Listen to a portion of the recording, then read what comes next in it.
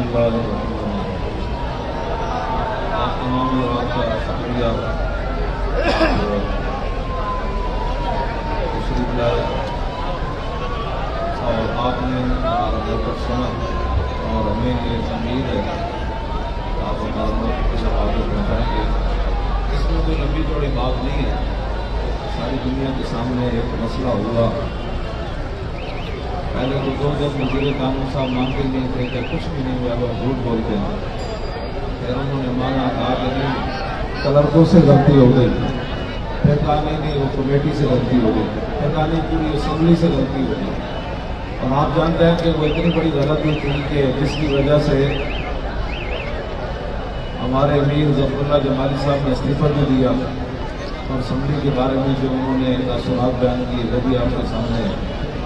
اس کے بعد پھر انہوں نے اس کو صحیح نہ کیا، ہم صحیح کروانے کے لیے فیض آباد گئے۔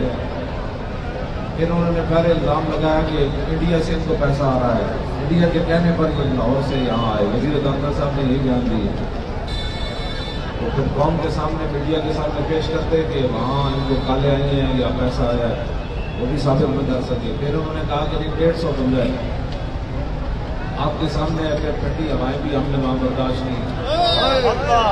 تو بھائی بات سنیں، تقریر نہیں ہو رہی، میں پریس کانفرنس کر رہا ہوں، آپ توجہ سے سنیں۔ پھر تقریر جب کریں گے پھر اس وقت آپ جو مرضی۔ اس کے بعد پھر آپ حضرات جانتے ہیں کہ انہوں نے ہمیں ڈیڈ لائنیں دی۔ ہم نے کہا بھائی آپ اپنا کام صحیح کریں تو ہم چلے جائیں گے واپس۔ پھر انہوں نے کہا کہ نہیں ہم نے آپریشن کرنا ہے، کر لیں۔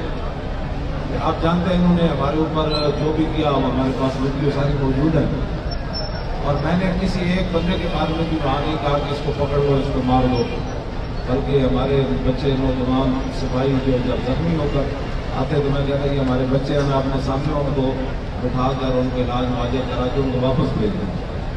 ہم نے تو کوئی اشتعال انگیزی نہیں کی، ہم نے تو صرف کہا کہ ختم نبوت کا مسئلہ حل کرو۔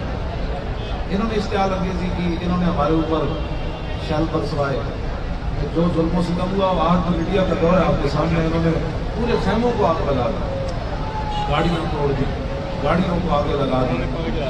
کیا قرآن وہ تو میں کہتا نہیں ہوں نا، پھر یہ کہیں مذہبی قرآن مجید مذہبی کتابیں وہاں موجود تھی، ساری چلتے ہیں۔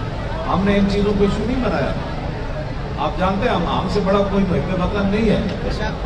استاد قادری کا جنازہ رکھ کے ہم نے آخری بار نیچے سے مجھے آواز آئی کہ جی ڈی چوک جانا ہے یا جنازہ پڑھنا ہے، تو میں نے کہا نہیں آج قوم مشتعل ہے، ڈی چوک نہیں جانا، جنازہ پڑھائیں پھر بات ہو جائے۔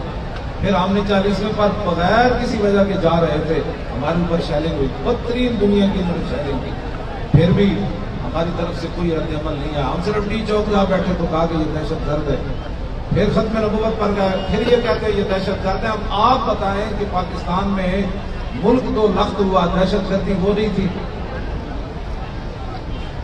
اور پاکستان کے اندر 1600 بچیاں ایک سال بچے خودکشی کرتے ہیں روٹی نہ ملنے کی وجہ سے۔ کیا یہ خودکشی نہیں ہے؟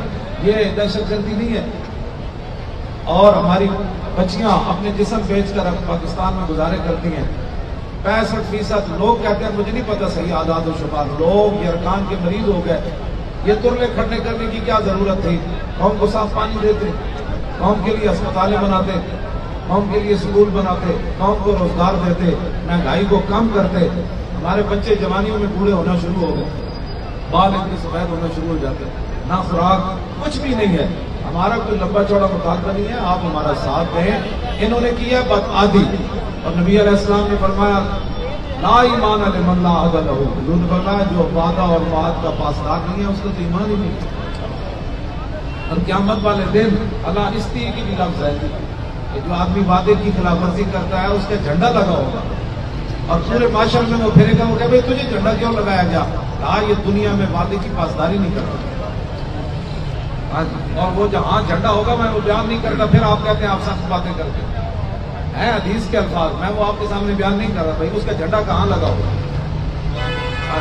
اور آپ کو پتا ہے صلح حدیبیہ کا معاہدہ ہو چکا تھا، حضرت ابو جندل بیڑیوں اور جناب ہتھکڑیوں میں جکڑے ہوئے مکے سے اپنا صحابی تھے، وہ آئے تو انہوں نے کہا جی یہ تو معاہدے میں لکھا جا چکا ہے، آپ ہمارا بندہ واپس کریں۔ صحابی تھے تو تو صحابہ چیخ اٹھے, انہوں نے کہا حضور اس حالت میں اس کو واپس کریں, یہ تو بیڑیوں میں جکڑا ہوا ہے. تو مشرکین کہنے لگے اگر آپ اس کو واپس نہیں کرتے تو ہمارا وعدہ ختم. حضور نے فرمایا نہیں, ابو جندل کو واپس کرو.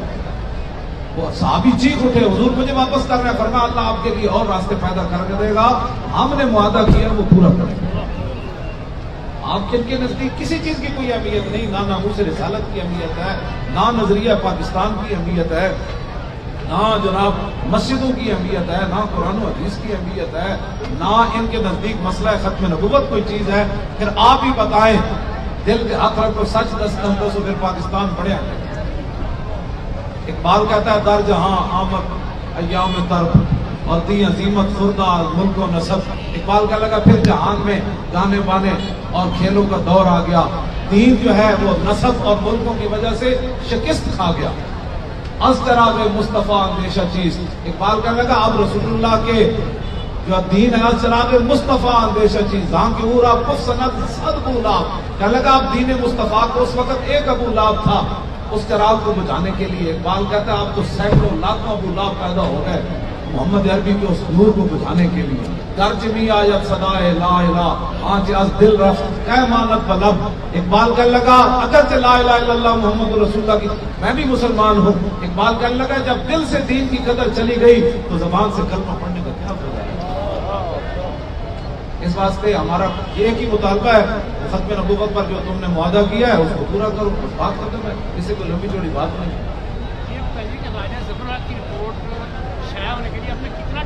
ایک مہینے تک یہ ہمارے جب بات آ رہی ہے اب کیا کرتے. آپ کہتے ہو کہ ہم بے صبرے ہو گئے, ہم تو صبر کرتے رہے. جی کل آپ کا کام ہو جائے گا, پرسوں ہو جائے گا, بات یہ ایسی ہے. ہم تو آخر جب ہاتھ ہو گئی تو پھر ہاتھ کے بعد تو پھر ہم نے باہر آنا ہی تھا.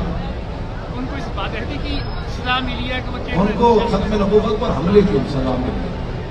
حضور کی بے ادبی کے بعد انسان میں شعور ختم ہو جاتا ہے, سمجھ آئی. اور جناب یوسف علیہ السلام کی صرف قیمت لگی تھی بازار میں, پتہ ہے نا, تو قرآن میں موجود ہے. اللہ تعالیٰ نے 7 سال جو ہے وہ مصر میں قحط نافذ کر دیا. جب تک ہر مصر کا بچہ بکا نہیں نا, اس وقت تک اللہ نے قحط نہیں ہٹایا. فرمایا میرے نبی کی قیمت لگی, اب ہر بندہ بازار میں بکے. وہ اتنا غیور ہے. انہوں نے فرمایا سب سے بڑا غیرت مند رب ہے. تو جناب یوسف کے بارے میں اللہ اتنا غیرت مند ہے, وہ جو نہ تھے تو کچھ نہ تھا, وہ جو نہ ہو تو کچھ نہ ہو, جان ہے وہ جہان کی جان ہے تو جہان ہے. یہ سوال ان سے متعلق ہے, ہمارے جو متعلق ہے وہ بات اشرف جلالی صاحب میرے جو ہمارے متعلق ہے. تاریخ لبیک یا رسول اللہ جو فیض آباد بیٹھے رہے ان سے جو متعلق ہے. بسم اللہ وہ سوال. یہ تو دھرنا ہے, یہ لاہور میں ہی ہوگا یا پورے ملک؟ یہ تو پھر بدھ والے دن تک تھوڑا سا صبر کریں, بس پھر صبرن جمیلہ. اس لاہور میں آپ کا میڈیا انچارج کون ہے جس سے ہم رابطہ کیا؟ یہ کھڑے ہیں آپ ہمارے میں جذباتی نہیں ہوں. میں آپ میرے پاس جتنے پیسے میری جیب سے آپ لے جائیں ہمارے بچے, ہماری بات صحیح پہنچائے. جذبات میں اپنے باپ کے لیے نہیں ہوتا, سمجھ آئی. جب حضور کی بات آ جائے تو اس پہ جذباتیت ایمان کا تقاضا ہے. ذات کے لیے آپ جانتے ہیں, مجھے لوگ کہتے ہیں یہ چور بھی ہے. انہوں نے کہا یہ چور ہے تو میں کوئی جذباتی ہوا ہوں. انہوں نے کہا یہ بددیانت ہے, میں کوئی جذباتی ہوا ہوں. انہوں نے کہا یہ مفرور ہے, میں کوئی جذباتی ہوا ہوں. سخت نہیں ہے نا, یہی تو بات ہے. امریکہ ایٹم بم بھی برسائے تو وہ نرم ہے, ملک قادر کی زبان سخت ہوگی.